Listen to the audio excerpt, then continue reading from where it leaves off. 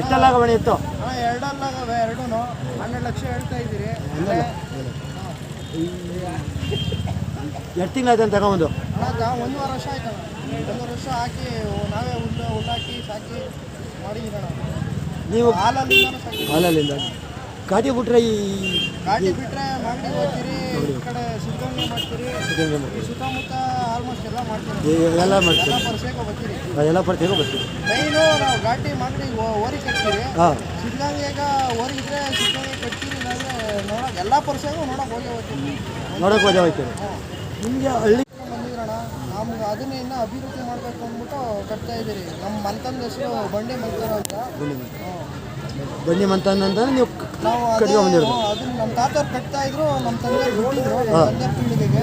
ನಾವು ನಮ್ಮ ಮಾವರೆಲ್ಲ ಸೇರ್ಕೊಂಡು ಮುಂದಿನ ದಿನ ಎಲ್ಲ ನಮ್ಮ ಬರೋ ಕೆಳಗೆ ಪೀಳಿಗೆಗೆಲ್ಲ ಇದು ಮಾಡೋಣ, ಹೆಚ್ಚಿಸೋಣ ಅಂದ್ಬಿಟ್ಟು ಕಟ್ತಾ ಇದ್ದೀರಾ.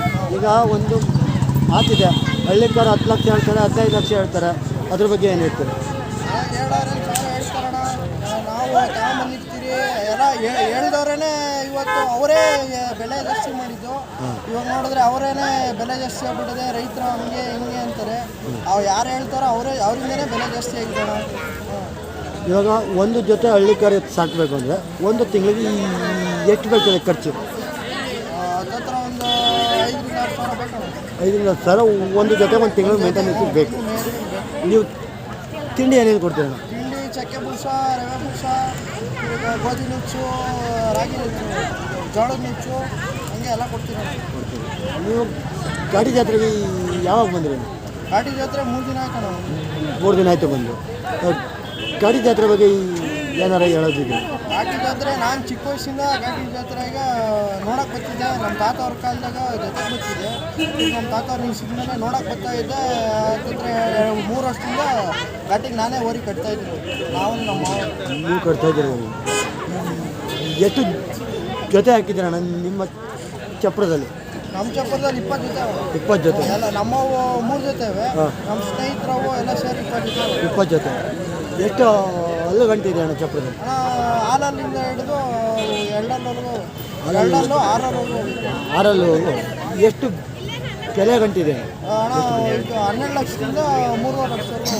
12 ಲಕ್ಷದಿಂದ 3.5 ಲಕ್ಷವರೆಗೂ. ಇನ್ನೇನಾದ್ರು ಹೇಳ್ತೀರಾ? ವಯಸ್ಸಿನ ಅಂದರೆ ಹಳ್ಳಿಕಾರನ್ನ ಉಳಿಸಿ ಯಾವಾಗೂ ಪಾರ್ಟಿ ಪಪ್ಪು ಅಲ್ಲಿ ಇಲ್ಲಿ ಜಾಲಿ ರೈಡು ಅನ್ನೋದಿದೆ.